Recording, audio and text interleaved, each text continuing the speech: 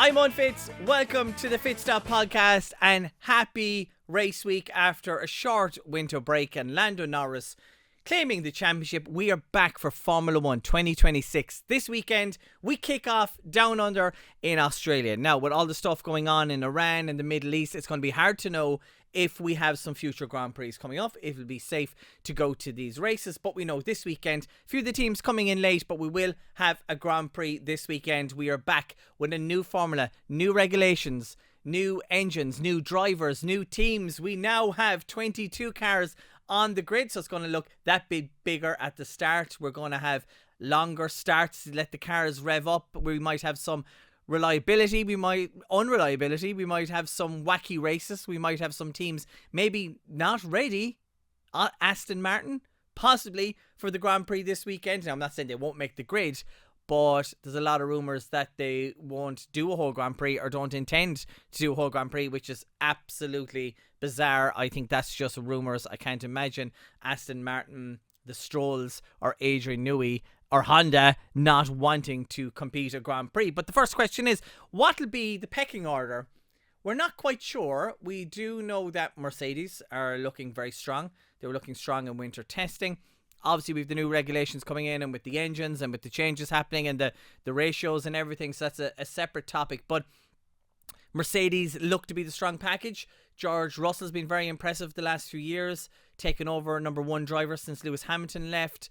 Won some races last year, didn't he? In Canada and a few others, Singapore as well. He was on the podium, and when the car was good, we know what George Russell is capable of, even from his early days. And Williams to that great race he had, replacing Lewis Hamilton during COVID in Bahrain. So I would say he's going to be pretty strong. Kimi Antonelli, I think, gets a fresher start. A lot of experience from last year, a lot of highs, a lot of lows, unfortunately. But I think he'll be more ready and more grounded and a bit more mature for the 2026 season. So you can see Mercedes definitely being at the front. Ferrari as well. Ferrari looking strong. I know in previous years Ferrari have done well in winter testing and then have done really bad in the Grand Prix, but I think it's a solid car. They took a lot of time away last year to not focus on 2025 after a few races, focus on the 2026 car. I mean, we've got that moment where the wing did a flip. I mean, you know, some bizarre things on the car, but it looks like a good package and also looks like a good car at the start as well.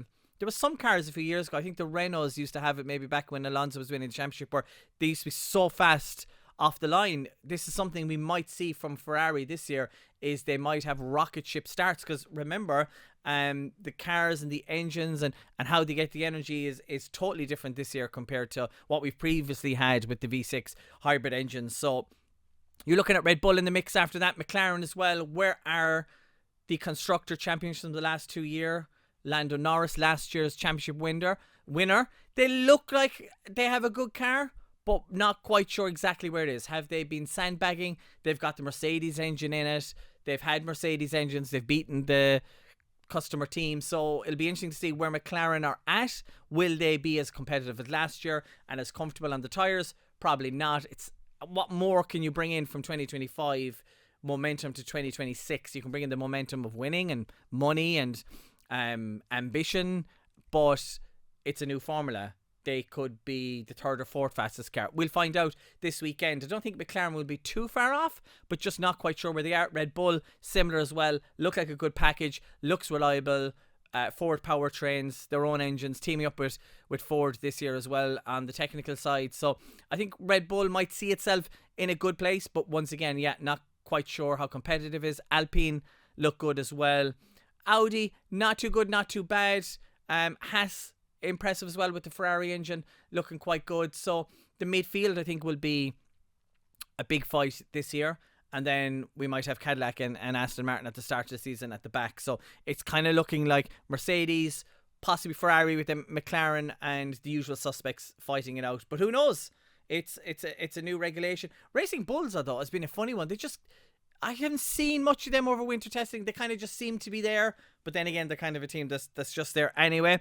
So they might be the best of the rest. So you might have the Racing Bulls, possibly Audi as well. Look, I know it's a new engine from Audi, but it's not a brand new team. I mean, it's coming from Sauber to Audi, they have the facilities, they have the factory, they have the staff. It's kind of not like a Cadillac where they had to start from zero. But it'd be interesting to see how Audi get on. Audi generally do well in car racing, so fingers crossed for Hülkenberg and Bortoleto that they have a good season.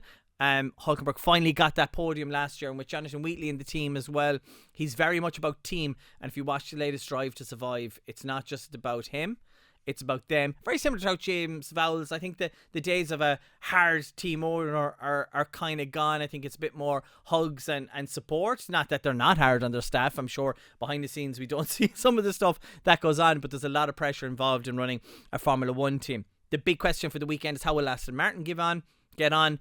I did a podcast on that a few weeks ago. They're in a bad place. Honda don't look ready. Adrian Newey was slightly late coming into the team. They look slow. They look unreliable. But the car looks amazing. And it's got so many Adrian Newey things on it. It looks completely different to everyone else. Given time, halfway through the season, we might see Aston Martin competitive.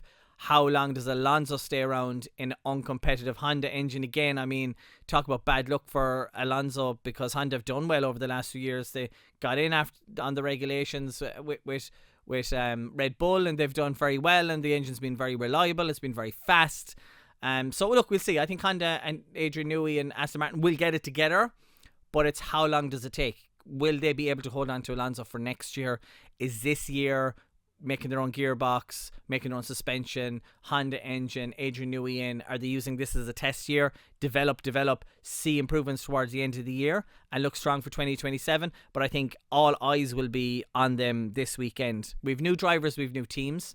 So we've Cadillac in, brand new team. I mean, fair play to them starting from scratch to be able to do more laps than Aston Martin. Now look, they don't look ultimately fast or ultimately reliable, but they're there. And I think for Cadillac, they won't need to make excuses this year. They'll just have to say, yeah, we're learning two great drivers who have fought for a championship, who have finished runner-up in a championship, have helped their teammates win championship, have helped their teams win consecutive Constructors' Championship. Bottas, great time at Mercedes for a long time. And Perez did very well at Red Bull until kind of the last season, didn't he? So really strong, I think, from Cadillac to come in, to have the car ready, to be there to shake down unlike the likes of Williams and get that car ready. So I think, one of my mad predictions is if it's a crazy race and unreliability and things kind of go wrong and we're not quite sure how people are using the boost buttons and how the wings are working, we might just see the weather looks dry. It was supposed to rain.